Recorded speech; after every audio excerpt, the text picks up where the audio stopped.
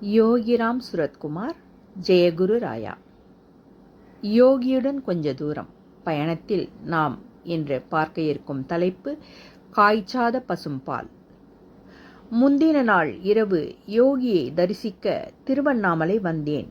யோகி அவரோடு என்னை சன்னதி தெரு வீட்டில் இருத்தி கொண்டார். இரவெல்லாம் அவரது திருநாமத்தை திரும்ப திரும்ப பாட வைத்தார். அதிகாலை சுமார் 4 மணிக்கு என்னை படுத்துக்கொள்ள சொன்னார்.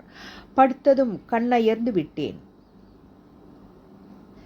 பார்த்தசாரதி, யோகி கூப்பிடுவது போல் தெரிந்தது.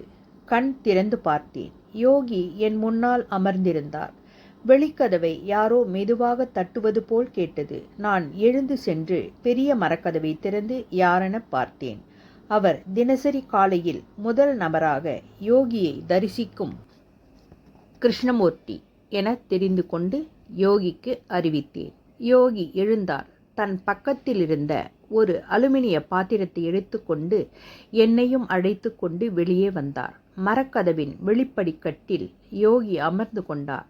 நான் கதவை திறந்தேன். கிருஷ்ணமூர்த்தி உள்ளே வந்து யோகியை வணங்கினார். யோகி அவரை சிறிது நேரம் பார்த்து கொண்டே இருந்தார்.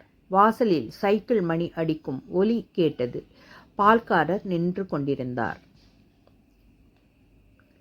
கிருஷ்ணமூர்த்தி, நீங்கள் செல்லலாம், யோகி உத்தரவிட்டார். கிருஷ்ணமூர்த்தி சென்றவுடன் பால்காரர் உள்ளே வந்தார். பார்த்தசாரதி, உனக்கு காய்ச்சாத பசும்பால் குடித்து பழக்கம் உண்டோ? யோகி வினவினார். இதுவரை நான் காய்ச்சாத பால் அருந்தியதில்லை சுவாமி, நான் பதிலுரைத்தேன்.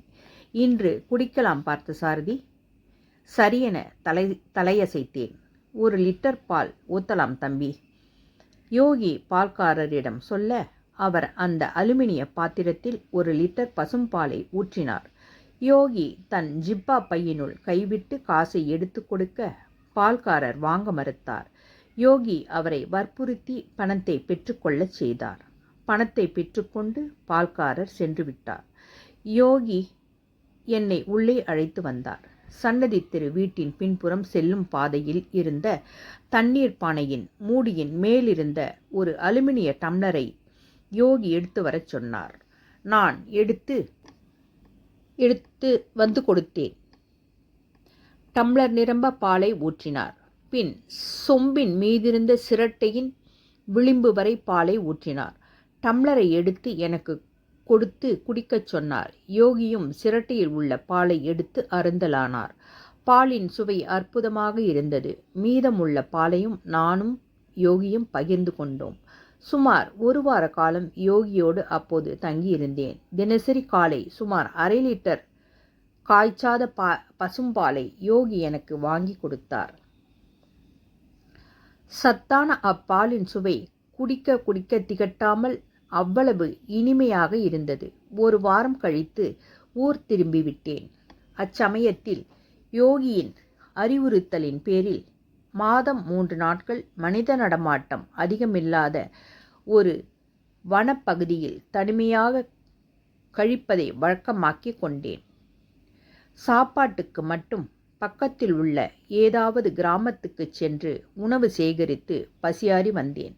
யோகி எனக்கு காய்ச்சாத பசும்பாலை கொடுத்து பசியாற்றிய அனுபவத்தில் சாப்பாட்டு பிரச்சனை ஓய்ந்துவிட்டது என நினைத்தேன். 3 நாட்கள் தனிமையில் கழிப்பதற்காக ஒரு வனப்பகுதிக்குள் சென்றேன். பக்கத்து கிராமத்தில் உள்ள ஒருவரிடம் சிறிது பணம் கொடுத்து தினசரி 1/2 லிட்டர் பாலை நான் இருக்கும் அந்த பாழடைந்த கோவிலுக்கு கொண்டு வந்து கொடுக்கச் சொன்னேன். முதல் நாள் காலையில் அக்குடியானவர் 1/2 லிட்டர் பால் எடுத்து வந்தார். அதை நான் ஆர்வத்துடன் குடித்தேன். யோகியோடு சேர்ந்து பசும்பால் குடித்தது நினைவுக்கு வந்து மிகவும் உற்சாகமூட்டியது. ஆனால் ஒரு சில மணி நேரங்களிலேயே எனது வயிற்றில் கடுமையான உபாதை ஏற்பட்டது. சிறிது நேரத்தில் வயிற்றுப்போக்கு, மாறி மாறி பல தடவை வயிற்றுப்போக்கு. மிகவும் தளர்ந்து விட்டேன். 2 நாள் கழித்து தட்டு தடுமாறி ஊர் சென்று வைத்தியரை பார்த்து சிகிச்சை எடுத்துக்கொண்டேன்.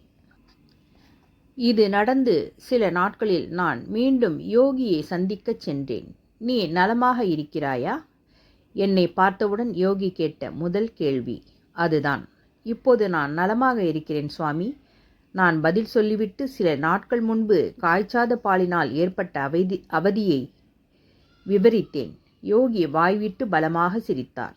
பார்த்தசாரதி, இங்கே இந்த பிச்சைக்காரன் கையினால் நீ எதையும் சாப்பிடலாம். அப்பா உனக்கு எந்த தீங்கும் வராமல் பார்த்து கொள்வார். ஆனால் வெளியே நீ சற்று ஜாக்கிரதையாக இருக்க வேண்டும். நான் யோகியின் திருவடிகளையே பார்த்து கொண்டிருந்தேன். யோகிராம் சரத்குமார். ஜெயகுரு ராயா. பகவானுடன் தொடர்ந்து பயணித்து அடுத்த நிலையை நாளையும் பார்ப்போம்.